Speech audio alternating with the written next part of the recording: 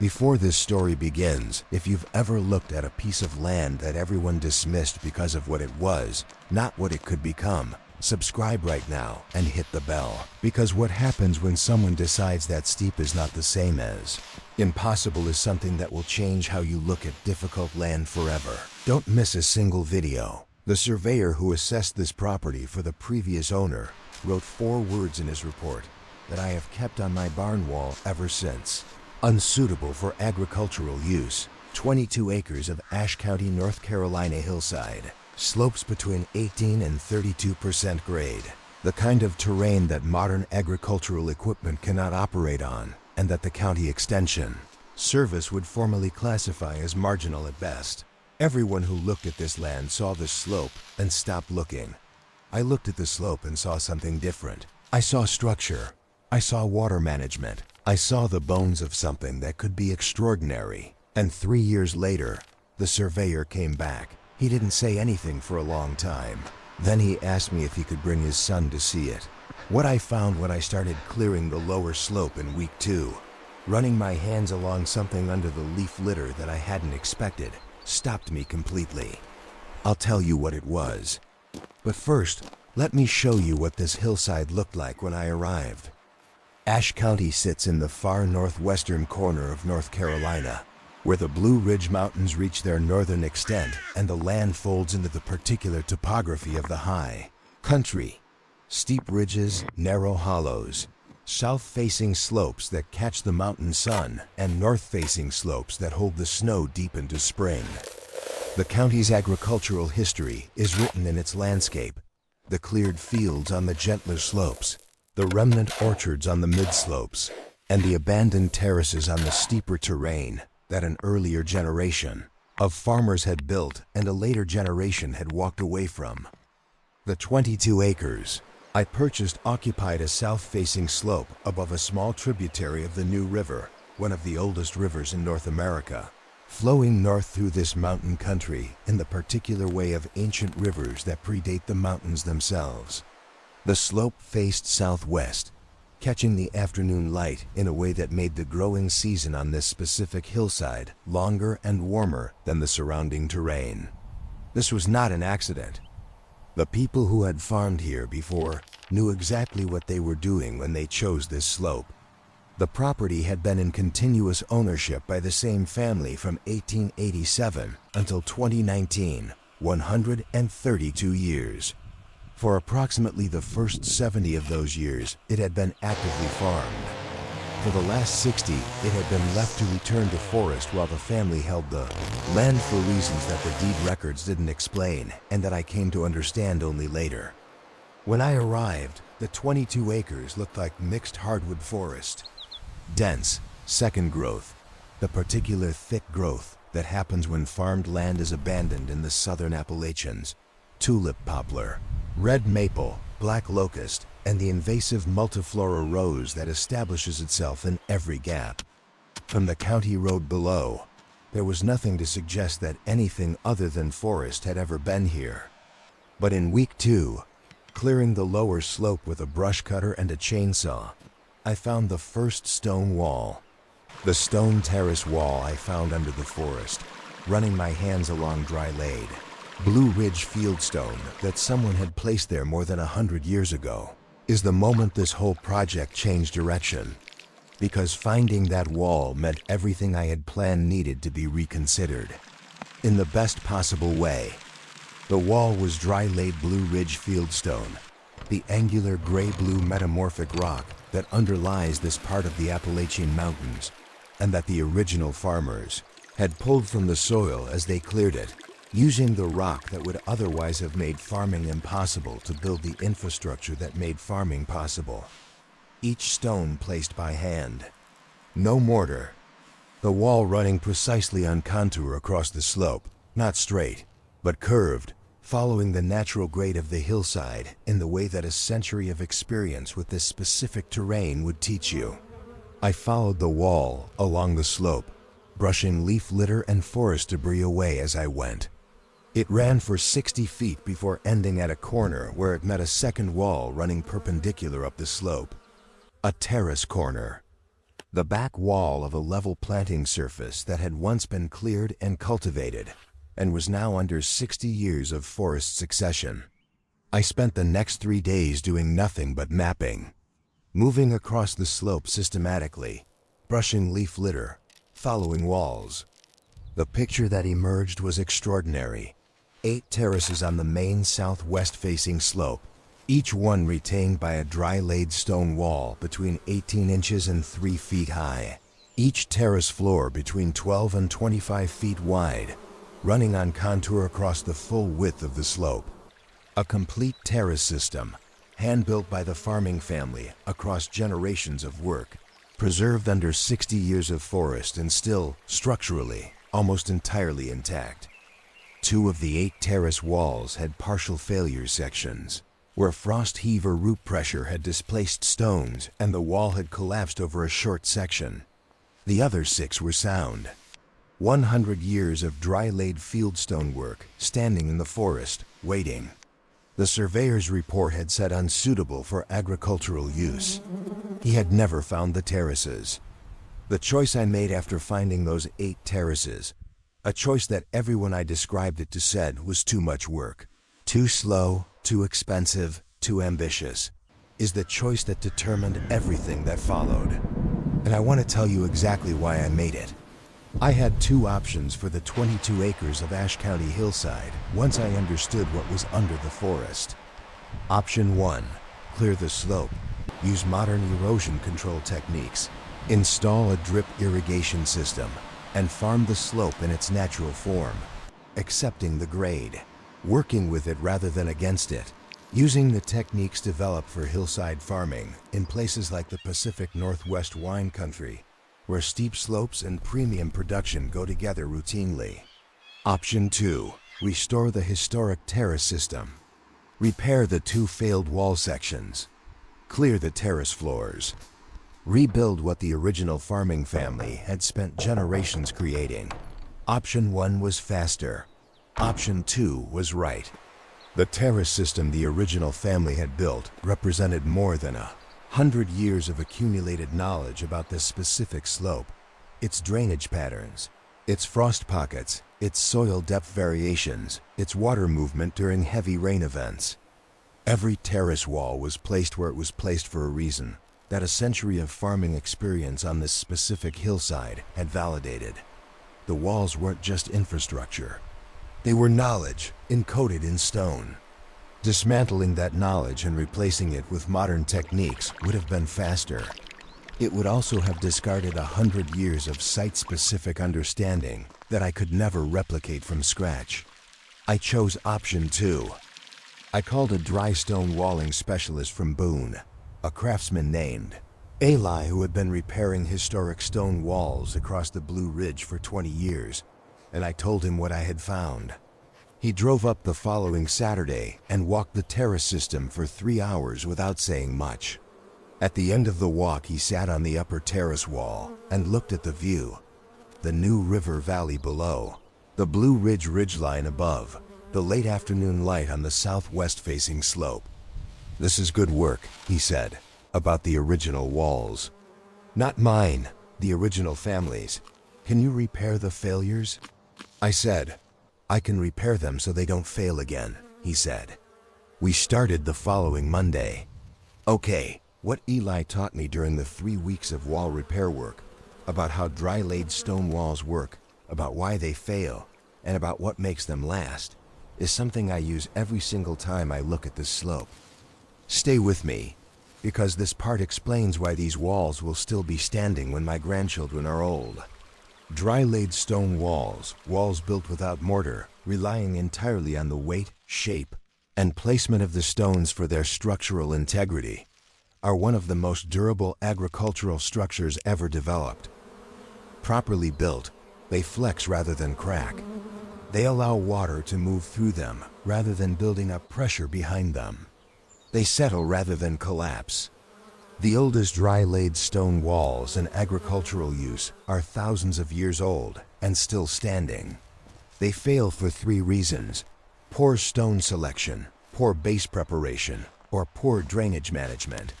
The two failed sections of the Ashe County terrace walls had failed for the third reason: drainage. Where the terrace floor behind the wall had accumulated organic matter over decades of leaf fall, the drainage through the wall face had slowed.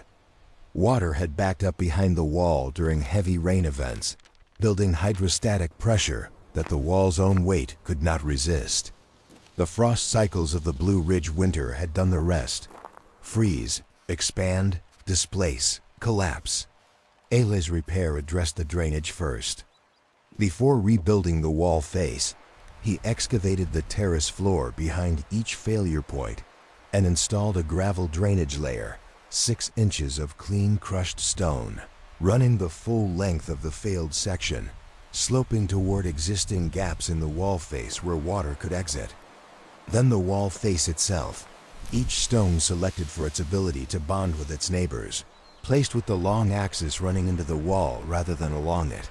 The face batter, the slight backward lean, giving the wall its resistance to the outward pressure of the soil behind it. I worked alongside Eli for 3 weeks. By the end I could read a stone, could feel in my hands whether its shape would lock against its neighbors or would want to shift under load. It is a specific knowledge, learned in the hands rather than the head, and Eli had spent 20 years developing it. The 8 terrace walls, 6 original, 2 repaired, were ready for production. The soil test results from the restored terrace floors stopped me the same way the Watauga County results had stopped Thomas. I read them twice and then called the North Carolina State Extension Office. Because what 60 years of undisturbed forest succession does to a properly terraced south-facing Blue Ridge slope is something I had not expected. Clearing the terrace floors was deliberate work, removing the forest succession species that had established on the level, ground behind each wall while preserving the native vegetation on the steep slope faces between the terraces. The terraces were the agricultural zones. The slope faces were the erosion control zones. That distinction mattered, and I maintained it through the entire clearing process. The soil on the terrace floors, when revealed, was dark. Not the pale mineral soil of recently cleared forest or the compacted surface of a degraded agricultural field. Dark, structured, biologically active soil that had been accumulating organic matter from the forest above it for 60 years, held in place by the stone walls, building quietly and continuously without anyone intending it to.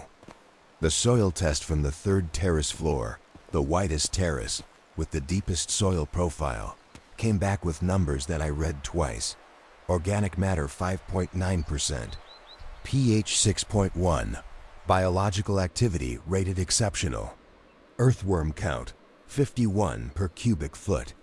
51 earthworms per cubic foot on a steep Appalachian hillside that a surveyor had called unsuitable for agricultural use. The slope had been building the soil while everyone was saying it couldn't be farmed.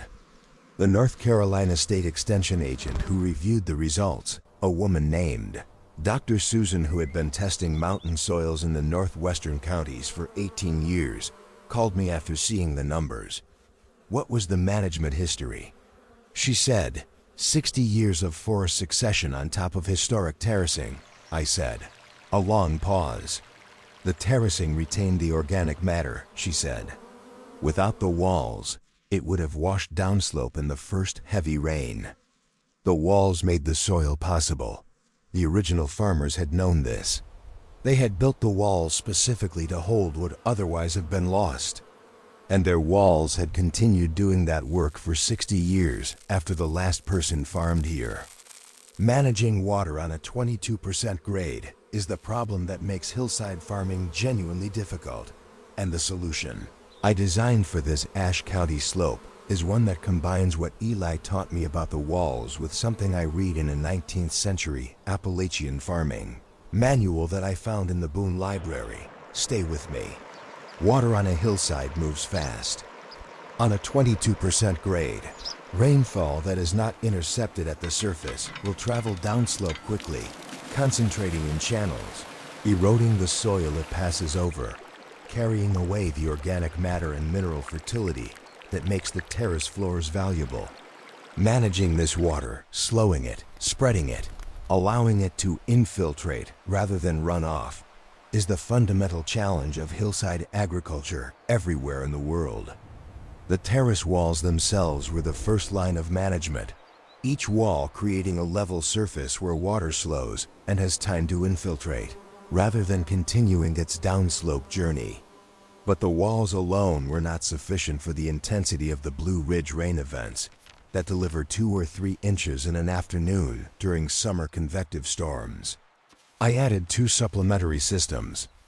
The first was a swale above the uppermost terrace, a shallow earthwork, channel running on contour across the top of the cultivated zone, intercepting any water arriving from the forest above, and directing it into a settling area before it reached the terrace system. Simple earthwork done with a mattock and a level, following the principle that the best water management is upstream of the problem rather than downstream of it. The second was a gravity-fed irrigation system sourced from a reliable spring on the upper property, cold, clear Blue Ridge mountain water emerging at the surface near the ridgeline above the terrace's end, flowing by gravity through a simple pipe network to each terrace floor. No pump, no power. The same mountain spring that the original farming family had used, still flowing with the same consistency that had made it worth building infrastructure around 100 years ago. The 19th century Appalachian Farming Manual, published in 1887, the same year this farm's first owner had taken possession of the land, described the spring-fed terrace system in language that could have been written about this specific hillside, where the mountain spring can be directed to the terrace floor. The farmer has solved in one motion the problems of summer drought and winter frost, for the spring's constancy is the constancy of the deep rock from which it emerges. The deep rock of the Blue Ridge had been producing this spring for longer than anyone could document. It would produce it after I was gone. The planting decisions I made for the 8 Ashe County terraces, and specifically the single decision that everyone I described, it is said was wrong, produced the result that brought the surveyor back with his son. Stay with me. Ashe County is apple country. The northwestern corner of North Carolina has been producing apples since the first European settlers arrived in the mountain hollows, and the specific combination of cold winters, cool summers, high elevation, and well-drained mountain soil creates growing conditions for certain apple varieties that cannot be replicated at lower elevations or in warmer climates. The county's heritage apple varieties, developed and selected over generations of mountain farming for this specific climate, are among the most flavorful and distinctive in the American apple tradition. I planted apple trees on the upper 4 terraces, heritage varieties specifically selected for Ashe County conditions by the North Carolina State University Fruit Research Station. Grandmother apple, an old mountain variety with a complex tart-sweet flavor that commercial production abandoned decades ago. Horse apple, the large green heritage variety that Appalachian farmers have used for cooking and cider for 2 centuries. And Limbertwig, the deep red late-season variety that hangs on the tree into November in the mountain cold, developing a richness of flavor that earlier ripening varieties cannot achieve. The decision everyone said was wrong. I planted the lower 4 terraces to vegetables rather than extending the apple planting across the full slope. The argument against this was economic. Apples on all 8 terraces would have been a single-focus premium product operation with a clear market identity. Vegetables on 4 terraces introduced complexity and operational overhead. The argument for it was biological, a mixed operation with fruit trees above and annual vegetables. Below creates a system where the apple trees contribute organic matter and biological activity that benefits the vegetable terraces, where the diversity of crops reduces pest and disease pressure, and where the economic risk is distributed rather than concentrated in a single crop. The terraces below got heirloom tomatoes, mortgage lifter, and Cherokee purple, both mountain-adapted varieties. Dried beans, the Appalachian heirloom October bean, which has been grown in these mountains since before records were kept. And cut flowers, zinnias and sunflowers, and celotias grown at Blue Ridge elevation with the particular color intensity that mountain light produces. Something happened in August of the first production year on the Ashe County terraces that I had prepared for and that still surprised me when it arrived. And the way I found out it was coming, standing on the upper terrace watching the sky to the southwest, is something I think about every time a Blue Ridge summer afternoon begins to change. The Blue Ridge summer storm arrived on a Tuesday afternoon in August, a convective thunderstorm building over the ridgeline to the southwest and moving northeast across the mountain country with the particular speed of afternoon mountain weather. The rain gauge on the barn measured 2¼ inches in 40 minutes. 2¼ inches in 40 minutes on a 22% slope is a significant water management event. I watched the storm from the upper terrace. The swale above the terrace system filled within the first 10 minutes, the earthwork channel doing exactly what it was designed to do, intercepting the water arriving from the forest above and directing it into the settling area. The water in the settling area percolated into the soil rather than overtopping. The terrace walls caught what the swale didn't, each wall creating a small pond of standing water on the uphill side of the terrace floor. The water slowing, spreading across the level surface, infiltrating into the 5.9% organic matter soil that could absorb it faster than the slope could deliver it. The storm passed in 50 minutes. When it was done, I walked every terrace. The terrace floors were moist and slightly spongy underfoot, the soil fully charged with moisture. The crop damage from the storm, minimal. One tomato cage knocked over by a gust. A section of the cut flower border flattened by heavy drops that the mulch layer would have prevented if I had applied it in time. The terrace system, walls, swale, soil had handled 2¼ inches in 40 minutes on a 22% slope without erosion, without crop loss, without structural damage. The surveyor's 4 words felt very far away. Year 2 brought a challenge that had nothing to do with water or slope management, and it came from inside the terrace system itself, from something I had missed in my enthusiasm for the exceptional soil test results. What I'm about to tell you is the mistake I would not have made if I had read the 1887 manual more carefully. The 1887 Appalachian Farming Manual had a section on soil pH management in terraced mountain systems that I had skimmed rather than read. The relevant passage, which I went back and read carefully after Year 2's problem became clear, said, "The terrace floor, enriched by years of leaf fall from the hardwood forest, will carry an acidity appropriate to the forest, but hostile to most agricultural crops. The farmer who does not address this acidity before planting will find his crops yellowing within weeks of establishment. The iron and manganese made unavailable by the low pH, binding to the soil particles rather than reaching the roots. The iron chlorosis appeared in the mortgage lifter. Tomatoes first. The classic yellowing between the leaf veins while the veins themselves remained green. Then in the October beans. Then in the cut flower section. pH 6.1 is not dramatically acidic, but the specific combination of high organic matter, high iron content in the Blue Ridge metamorphic parrot material, and the biological activity of the recovering soil had created conditions where iron was being released from the organic matter faster than the plants could absorb it. A temporary but significant imbalance that the lime application I had done before planting had not fully corrected.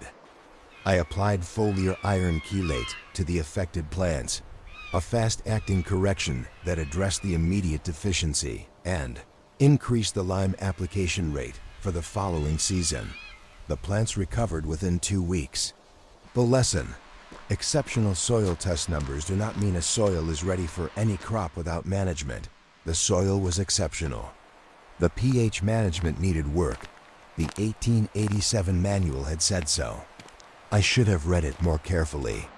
Year 3's pH was 6, 4 across all 8 terraces, no chlorosis. Full production. The knock on the barn door that I want to tell you about came on a Saturday morning in September of Year 2, and the person who knocked was someone I had not expected and whose connection to this hillside told me something about this land that no soil test could measure. Her name was Margaret. She was 81 years old, and she had grown up on this hillside. She had been born in the farmhouse that had stood on the lower slope, the house that had been torn down decades before I purchased the property, its foundation still visible under the vegetation at the base of the slope. She had picked apples from the trees that had stood on the upper terraces, the trees that the forest had long since reclaimed. She had carried water from the spring on the upper property down to the kitchen garden on the lower terraces. She had heard that someone was restoring the terraces. She had driven from Jefferson, the county seat, 12 miles away, specifically to see. I took her up the slope terrace by terrace. She moved slowly, but she moved the whole way. At the third terrace, the widest one, with the deepest soil and the exceptional test results, she stopped and pressed her hand into the dark mountain earth. "Mama's potato ground," she said. The third terrace, the best soil on the slope. The place where someone had grown potatoes for, I calculated quickly, at least 70 years before it was abandoned. The specific biological richness of that terrace, the reason it had tested at 5.9% organic matter and 51 earthworms per cubic foot, was at least partly the legacy of decades of careful cultivation and organic matter addition by a woman whose daughter was now standing in my farm with her hand in the soil. At the spring on the upper property, Margaret looked at the pipe I had installed and the small settling basin I had built and nodded once. "Daddy built the first pipe in 1931, she said. Galvanized. It lasted 40 years. I had reinstalled the same system, in the same place, for the same reason. The moment that closed the circle on the surveyor's 4 words, unsuitable for agricultural use, and opened something new. I want to tell you exactly when it happened. Year 3, September, apple harvest. The heritage trees on the upper 4 terraces in their second year of managed production.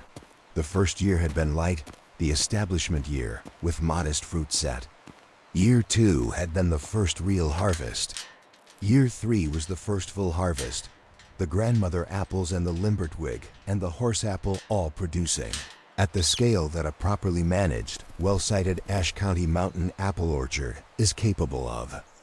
A cider producer from Boone, a small craft operation that had been looking for heritage apple sources in the northwestern counties, had heard about the Ashe County Hillside terrace apples from Dr. Susan at the extension office. He came to the harvest and spent a morning in the orchard, tasting fruit from each of the 3 varieties, making notes. At the end of the morning he said, "The limbertwig is extraordinary. I haven't had a mountain-grown limbertwig from this county in 8 years." "Where has it been?" "It's been here," I said. "Under the forest, waiting." He contracted the full limbertwig harvest and asked about year 4 availability. The heirloom tomatoes on the lower terraces, Mortgage Lifter and Cherokee Purple, in their 3rd year in the exceptional terrace soil, were going to 2 Boone restaurants and a specialty food market in Blowing Rock.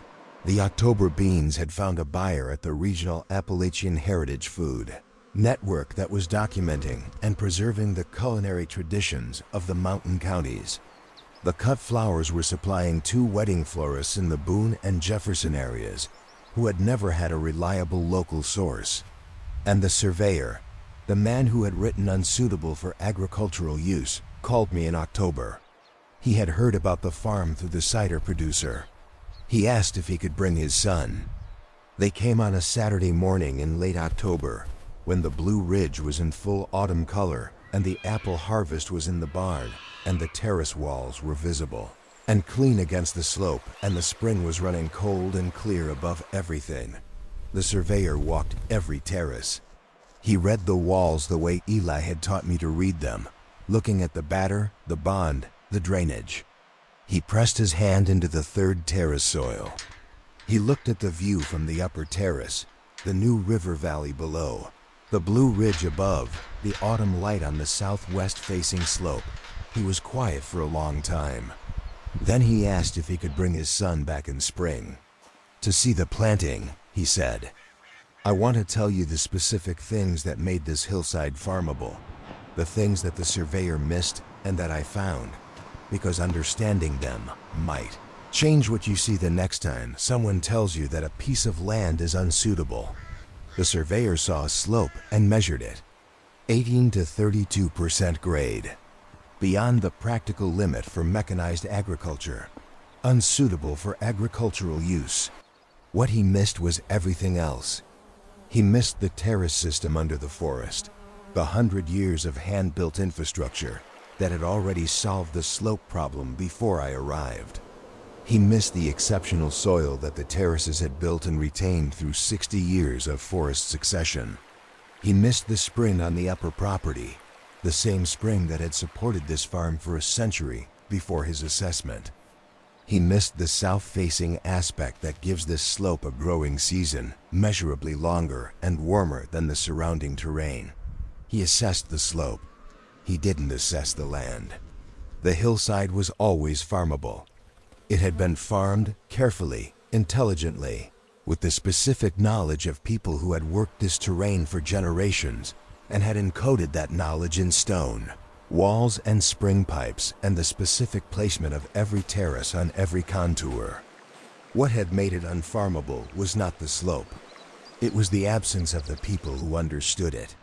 When someone came back who was willing to find what was there rather than assume what wasn't, when the terrace walls were found and read and repaired, when the spring was reinstalled, when the soil was tested and its extraordinary quality was documented, the hillside did what it had always been capable of doing. It produced.